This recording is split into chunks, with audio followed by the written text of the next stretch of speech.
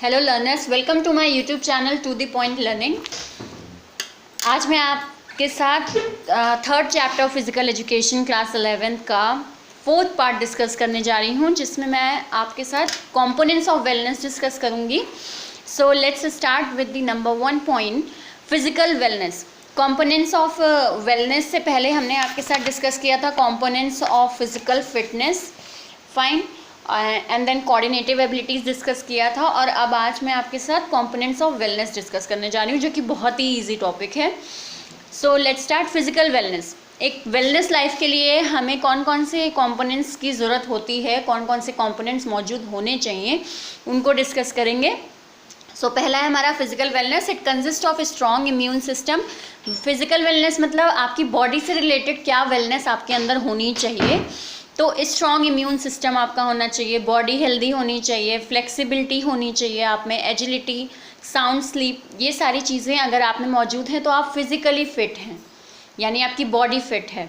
Then आते हैं next, intellectual wellness. It includes mental soundness. जहाँ भी इंटेलेक्चुअल का नाम आ जाए हमारे फिजिकल एजुकेशन में, तो उसका मीनिंग होता है कि वो माइंड से रिलेटेड वहाँ कोई बात हो रही है।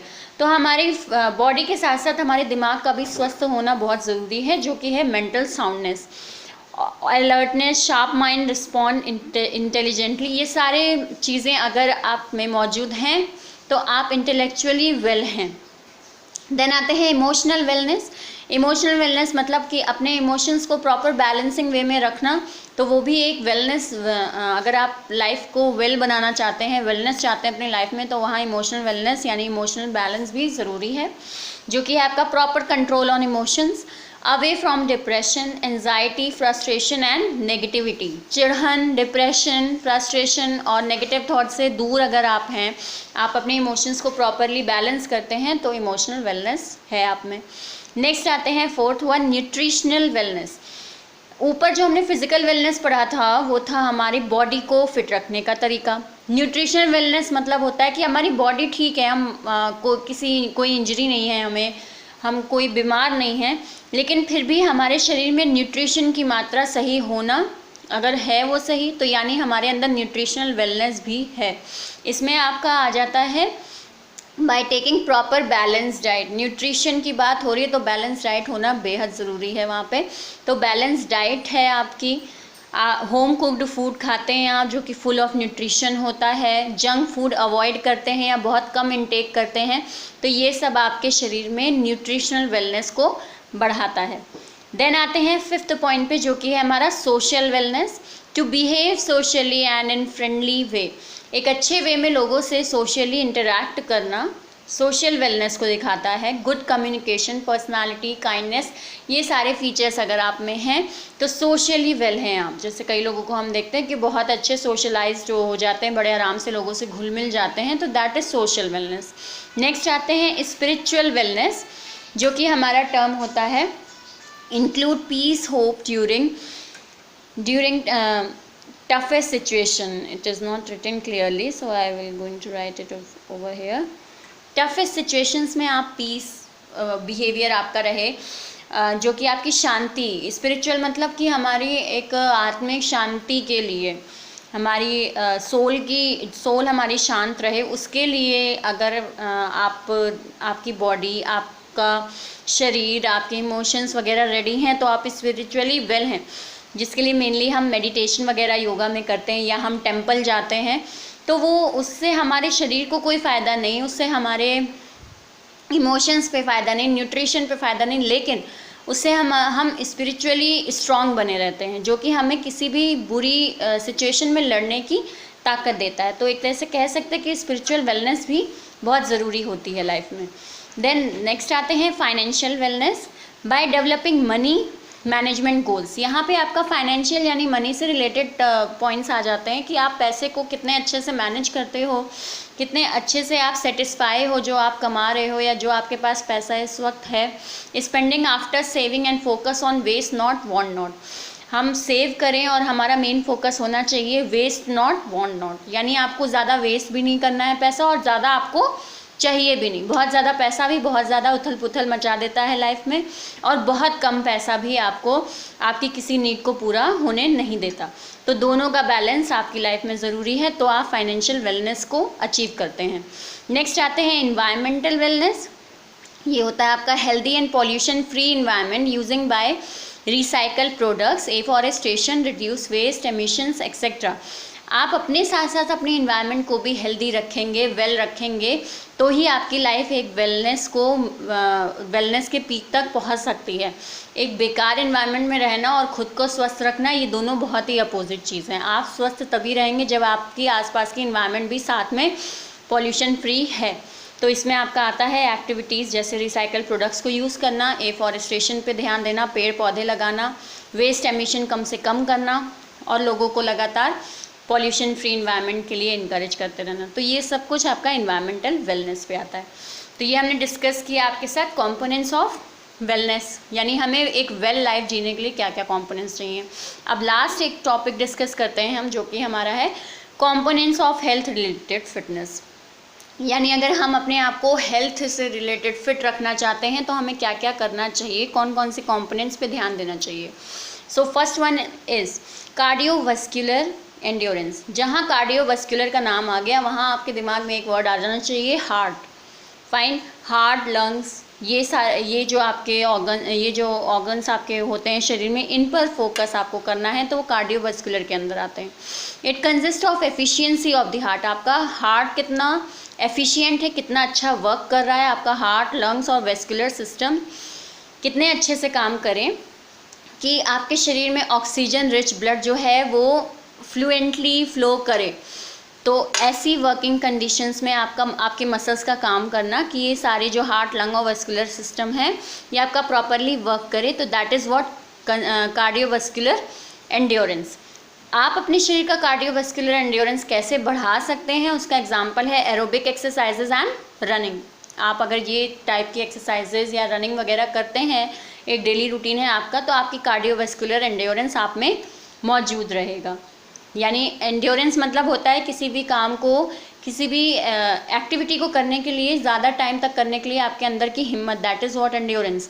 और कार्डियोवास्कुलर यानी आपका हार्ट, लंग और वेस्कुलर सिस्टम का एक ऑक्सीजन रिच ब्लड वे में आपके मसल्स को हेल्प करना। देन आते हैं next muscular strength.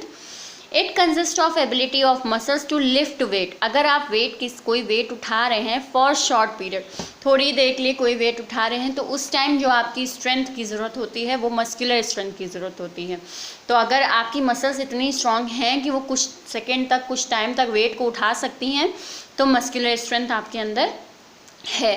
It depends on percentage of fast Twitch fibre.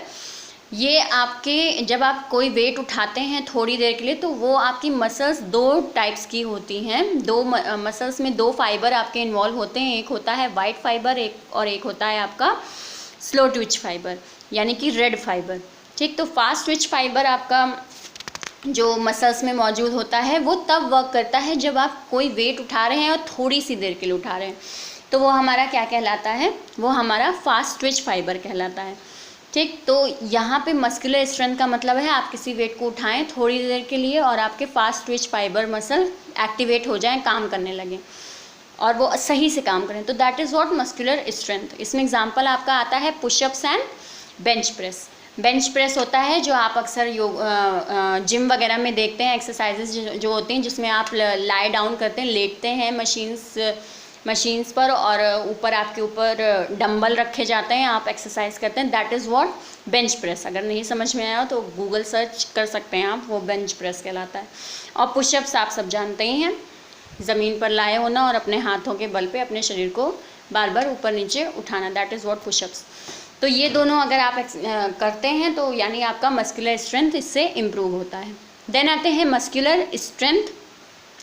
Muscular strength मतलब muscular, it should be endurance, okay, it should be endurance not strength. Muscular endurance, it consist of ability of muscles to perform related muscular contraction for long time. Muscular strength का मैंने बार बार आपको बताया कि थोड़े समय के लिए किसी वेट को उठाना, और वहीं मस्कुलर एंड्योरेंस का मतलब होता है कि आपकी मसल्स का लगातार एक ही एक्शन को करना और लंबे टाइम के लिए करना। Perform repeated muscular contraction for long time. तो यहाँ पे आपका आता है यह कौन सी आपकी मसल के कौन से फाइबर सबसे ज़्यादा एक्टिवेट होते हैं इस time? Slow Twitch muscle fibre, यानी कि रेड फाइबर्स यहाँ पे आपके एक्टिवेट होते हैं। इसमें एग्जांपल है जॉगिंग और साइकिलिंग में आप देखते हैं कि जॉगिंग साइकिलिंग हमें लगातार करनी होती है, लंबी ड्यूरेशन के लिए करनी होती है, और ये हमारे कौन से मसल को कौन से फाइबर को एक्टिवेट करती है? तो स्लो ट्विच फाइबर को, यानी कि रेड फाइबर को एक्टिवेट करती है। अगर आपसे इसका डिफरेंस पूछा जाए तो यहाँ पे आएगा शॉर्ट ड्यूरेशन के लिए होता है, यहाँ पे आएगा लॉन्ग ड्यूरेशन के लिए होता है। यहाँ पे आप किसी भी फंक्शन को एक बार परफॉर्म करते हो, यहाँ पे रिपीटेड मसल्स एक्शन होते हैं। देन आता है यहाँ पे एग्जांपल आपके आते हैं पुशअप्स एंड बेंच प्रेस, और यहाँ पे आपका आता है जॉगिंग या फिर साइकिलिंग। नेक्स्ट आते हैं body composition. It comprises of fat and tissue which are without fat या फिर फैट फ्री। यानी बॉडी कॉम्पोजिशन हमारे शरीर में दो पार्ट्स में होता है, एक होता है जो फैट कंज्यूम हमारे टिश्यूज़ हैं और एक होते हैं फैट फ्री टिश्यूज़। इन दो टिश्यूज़ को मिला के हमारी बॉडी का एक कॉम्पोजिशन बनता है। हेल्दी अमाउंट, यानी एक शरीर को एक मेन के शरीर को हम हेल्दी तब कह सकते हैं जब उसके शरीर में फ़ैट केवल 15 से 18% ही मौजूद हो, और वुमेन में ये हो जाता है 20 to 25, यानी as comparison to men women में फ़ैट की मात्रा ज़्यादा होनी चाहिए। तो हम कह सकते हैं कि इनका बॉडी कॉम्पोजिशन बेटर है, अच्छा है। तो यहाँ पे मेनली फ़ैट की बात की गई है, और बाकी इसमें अगर एक्सेस फैट हो जाता है तो नुकसान हो जाते हैं, आपको कई सारी डिजीज़ेस हो जाती हैं। देन आपका जैसे सेल्फ एस्टीम का लोअर हो जाना, डिप्रेशन हो जाना, और आपको ओबेसिटी, डायबिटीज़, हार्ट डिजीज़, ये सब अगर फैट ज़्यादा हो जाता है तो। फाइन, नेक्स्ट आते हैं हम अपने आखिरी पॉइंट, यानी कि फ्लेक्सिबिलिटी पे। फ्लेक्सिबिलिटी हम ऑलरेडी कई बार पढ़ चुके हैं इस चैप्टर में। फ्री मूवेबिलिटी ऑफ जॉइंट, जब आपके जॉइंट्स अच्छे से मूव कर रहे हैं तो उसे हम कहते हैं flexibility. It help prevent injury. अगर आपका शरीर बढ़िया फ्लेक्सिबल है तो आपको जल्दी किसी चीज़ से चोट नहीं लगेगी, क्योंकि आप फ्लेक्सिबली वहाँ वर्क कर जाओगे, आपका शरीर दूसरी ओर मूव कर जाएगा, आप किसी भी इंजरी से बच सकते हो। लेकिन अगर आपका शरीर बहुत ही स्टिफ है तो उस केस में आपका इंजर्ड हो जाना ज़्यादा चांसेस बढ़ जाते हैं। तो इसमें आप अपने शरीर की फ्लेक्सिबिलिटी कैसे बढ़ा सकते हैं? तो वो आप बढ़ा सकते हैं स्ट्रेचिंग एक्सरसाइज एंड योगा से। अगर आप लगातार स्ट्रेचिंग एक्सरसाइज और योगा करते हैं तो फ्लेक्सिबिलिटी आपके शरीर में बढ़ती है। सो ये हमने पूरा फाइनली अपना 3rd चैप्टर कंप्लीट किया। अब नेक्स्ट वीडियो में मैं आपके साथ 4th चैप्टर डिस्कस करूँगी। आई होप आपको यहाँ तक समझ में आया हो। अगर आपको इससे रिलेटेड कोई भी कन्फ्यूजन है तो मुझे कमेंट सेक्शन में लिखें, एंड मेरे चैनल को प्लीज़ सब्सक्राइब करें अगर आपको मेरे वीडियोस पसंद आते हैं। So thank you very much and have a nice day.